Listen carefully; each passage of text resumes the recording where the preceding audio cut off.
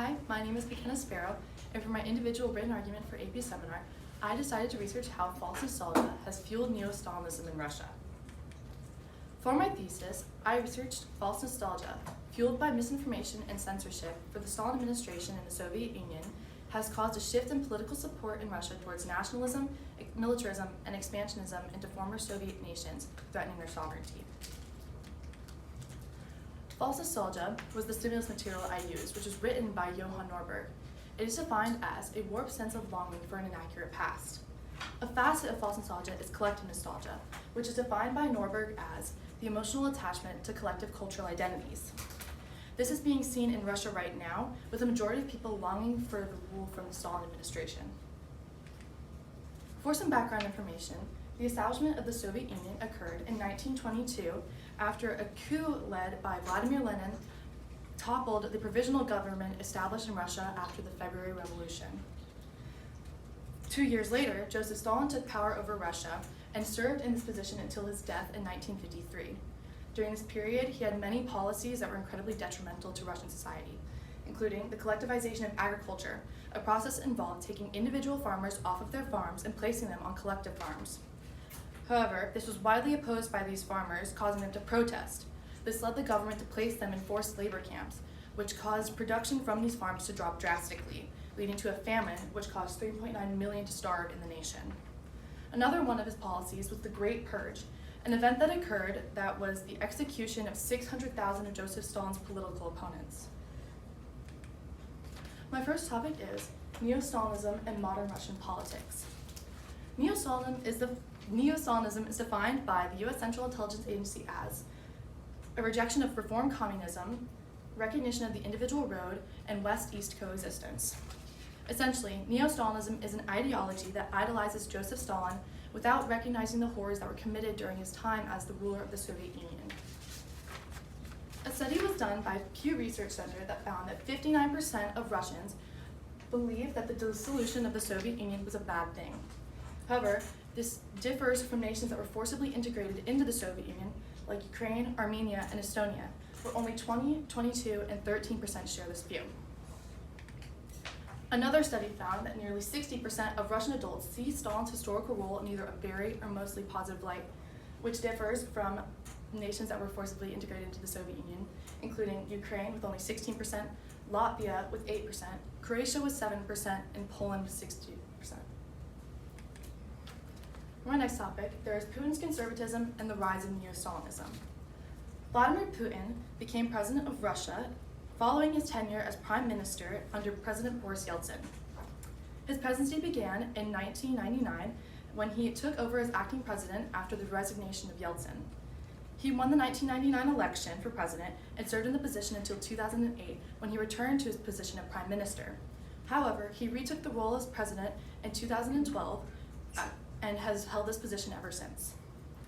Putin's conservatism consists of three pillars, first being nationalism.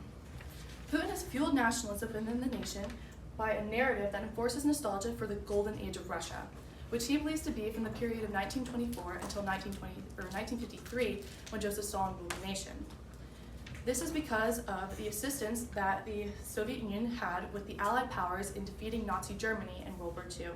Along with this, the great expanse of the Soviet Union during this period.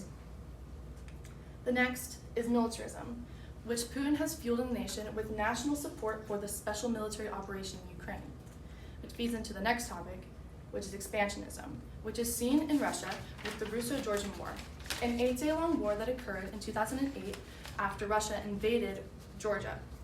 However, the fighting ended after a ceasefire was called for by the European Union. However, later on, in 2014, there was the illegal annexation of Crimea, which occurred after Putin signed a treaty that would incorporate Crimea into the Russian Federation. This was widely opposed by Ukraine, which brings us to our next topic, Neo-Stalinism and the war in Ukraine. Conflict between Ukraine and Russia started in 2014 after a proxy war began after the illegal annexation of Crimea, which was widely opposed in Ukraine. This would lead to the 2022 invasion of Russia into Ukraine, which was fueled by disinformation pertaining to the invasion of Ukraine, which was the idea that Russia would be liberating Ukraine of Nazi rule. This is a false narrative, as Ukraine actually has a Jewish president and only a 1% far-right fringe. Despite this, over 70% of Russian citizens support Putin's special military operation in Ukraine. So what does this mean? Russia is reverting to the governance style of Joseph Stalin, and there is majority support for this in the nation.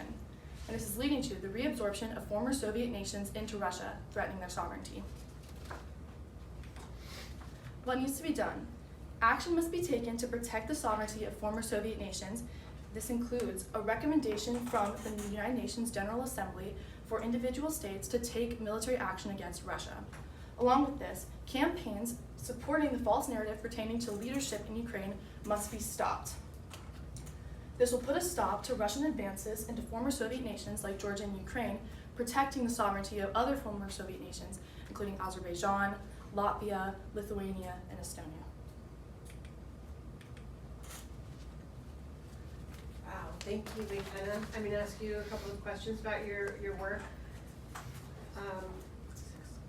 As you were learning about this topic, what is an opposing or alternate view of the situation that you found particularly compelling or interesting or objectionable?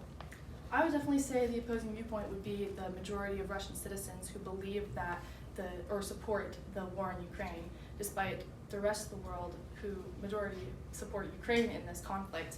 And the idea that this is all fueled because of misinformation that's been spread around Russia because of Vladimir Putin. And in terms of the process and moving from your question development to now, what did you feel was the most productive or satisfying to you part of the process?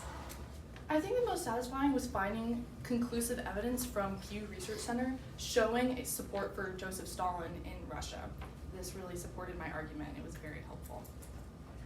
Thank you very much.